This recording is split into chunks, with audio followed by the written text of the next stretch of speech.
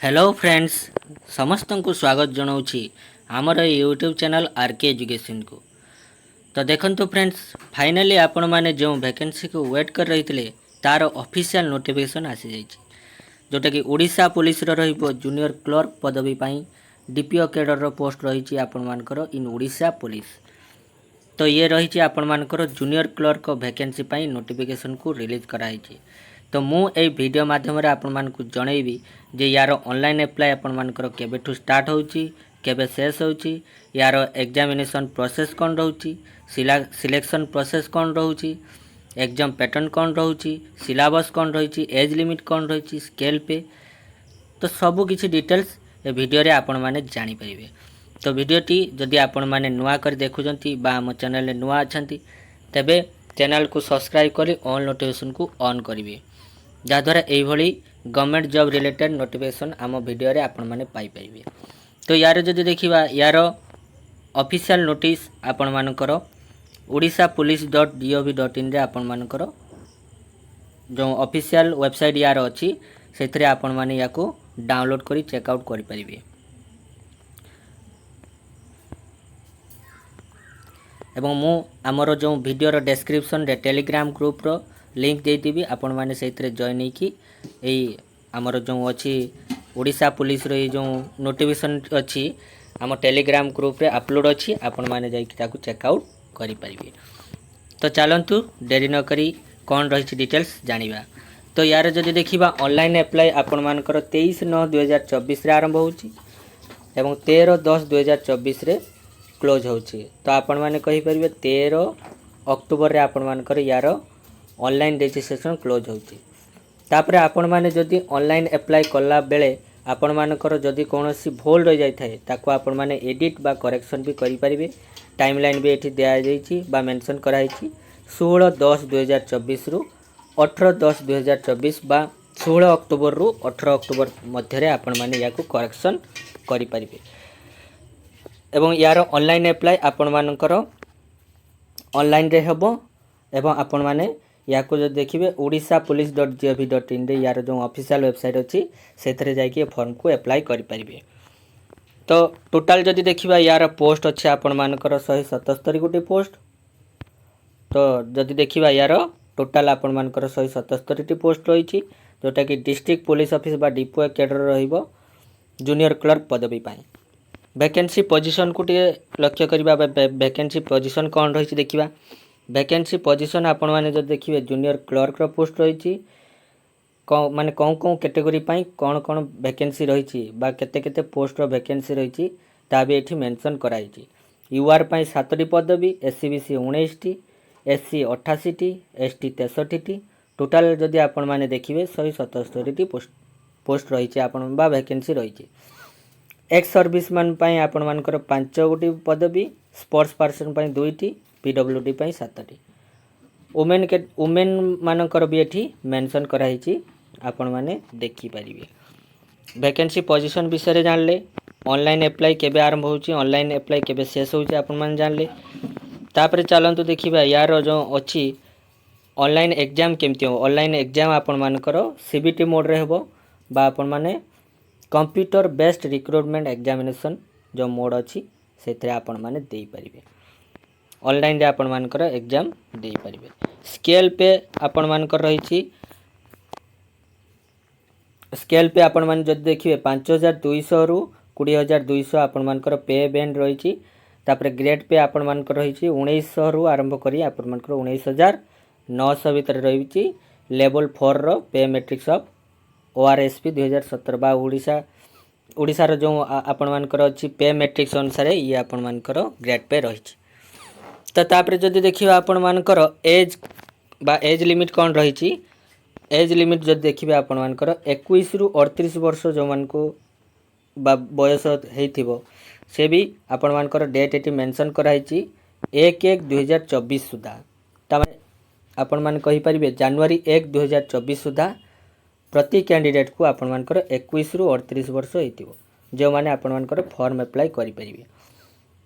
तापरे relaxation of upper age limit जो मानकर रही SC ST SCBC women category 5 वर्ष एज रिलैक्सेशन अछि। तामाने आपण कहि परिबे 21 रु 43 वर्ष जो मानकर बयस अच्छी से माने फॉर्म टी को पकई पारिबे। तो ये रहिला एज लिमिट आपण मानकर रहिला। पीडब्ल्यूडी कैटेगरी पई आपण मानकर 10 वर्ष रो रही एज रिलैक्सेशन।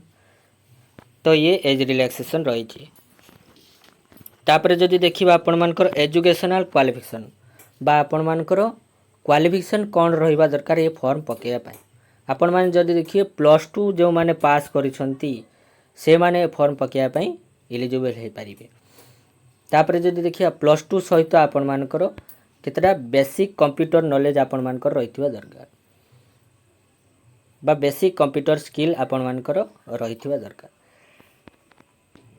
एठी आपण मानकर जनरल एलिजिबिलिटी क्राइटेरिया जेमति रहिछि be a citizen of India, be a good character, sound health and active habits ये सब रहिछि।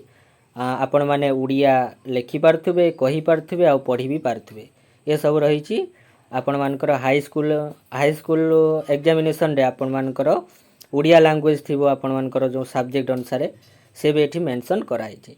तो ये रहिछि डिटेल्स देखि परिबे सब किछि। एग्जामिनेशन फी आपण मानकर फ्री अछि। कौनसी भी कैटेगरी पाई आपण मानकर संपूर्ण रूपे फ्री अछि। कौनसी भी गोटे टंका भी दवा पाई पड़िबनी फॉर्म पकेया पाई। तापरे एठी सर्टिफिकेट आ डॉक्यूमेंट कथा भी आपण मानकर एठी मेंशन कराइछि देखि परिबे।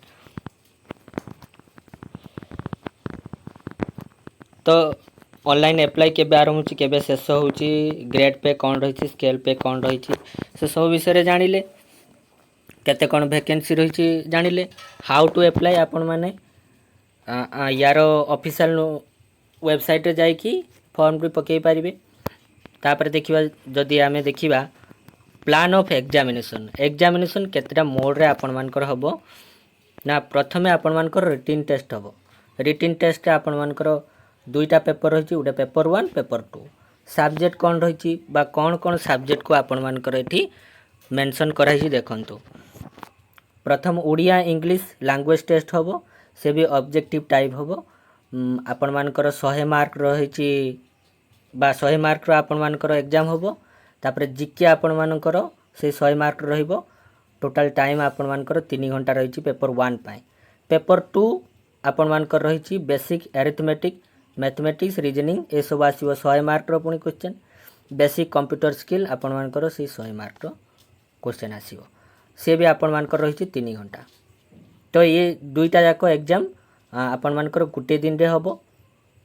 से सब डिटेल्स आमर से ऑफिशियल वेबसाइट रे आपण मानकर जणाई दिया जीवो, जानि परिबे आपण माने सब। तो ए जो एग्जाम हबो आपण मानकर गुटे ठीक कले आपण मानकर गुटे मार्क आउ आपण मानकर नेगेटिव मार्किंग भी आपण मानकर अछि 0.25 मार्क कटिबो कोनोसी भी क्वेश्चन रो आंसर भूल हेले। एठी आपण मानकर मिनिमम क्वालिफाइंग मार्क भी आपण मानकर एठी मेंशन कराई छी। आबर जदि देखिबा माने इच पेपर पाई आपण मानकर पेपर 1 हो किबा पेपर 2 हो, यूआर एवं एससीबीसी कैंडिडेट पाई मिनिमम आपण मानकर 35 मार्क रो क्वालिफाइंग मार्क अछि बा 100 रु आपण मानकर 35 आपण माने क्वालिफाई करबा दरकार। एससी एसटी कैंडिडेट पाई आपण मानकर 30 मार्क रो आपण मानकर क्वालिफाइंग मार्क रही छी। तो ये रही क्वालिफाइंग मार्क। तापरे देखंतु एटी सिलेबस भी एटी मेंशन कराई छी। सिलेबस आपण माने देखले लैंग्वेज टेस्ट पाई आपण मानकर इंग्लिश उड़िया आसीबो। तापरे जीके आसीबो पेपर 1 पाई। जे देखिबा इंग्लिश रे आपण माने जदि देखिबे verbs, tense, modal, active and passive voice, subject verb agreement हला, आर्टिकल, नाउन, प्रोनाउन, प्रीपोजिशन। तापरे Odia grammar, translation of English sentence to Odia माने उड़िया को इंग्लिश रे ट्रांसलेट करिवे, इंग्लिश को उड़िया रे ट्रांसलेट करिवे। तो ये रही आपण मानकर इंग्लिश आ उड़िया लैंग्वेज पे सिलेबस। तापरे आपण माने जीके रे जदि देखिबे history, polity, economics, history, polity, geography ये सब तो आसीबो। जियोग्राफिकल फैक्ट्स एंड प्लेस, तापरे states, countries and institution of headquarters, books and authors हला, matching question of miscellaneous type. तापरे करंट अफेयर्स भी आपण मानकर एठी मेंशन कराई।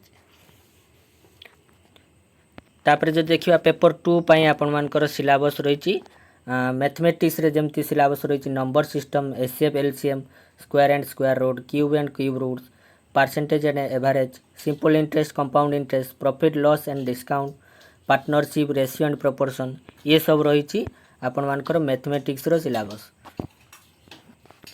तापर जो देखा रीजनिंग रे जमती आपण माने दौरान कॉम्पिटिटिव एग्जाम पाई ये भी सेमती रही number series alphabet series coding decoding number ranking तो ये सब रही सिलेबस। तापर आपण मानकर कंप्यूटर रे आपण मानकर थ्योरी आसीओ 100 मार्क से भी नॉर्मल क्वेश्चन जमती आसे MS Word MS Excel MS PowerPoint internet Windows email opening sending ये सब रे आपण मानकर नॉर्मल जमती क्वेश्चन आसी सेम भी आसीबो। तापर ए सब माने एग्जाम सरी सारा परे आपण मानकर प्रैक्टिकल टेस्ट हो 50 मार्क रो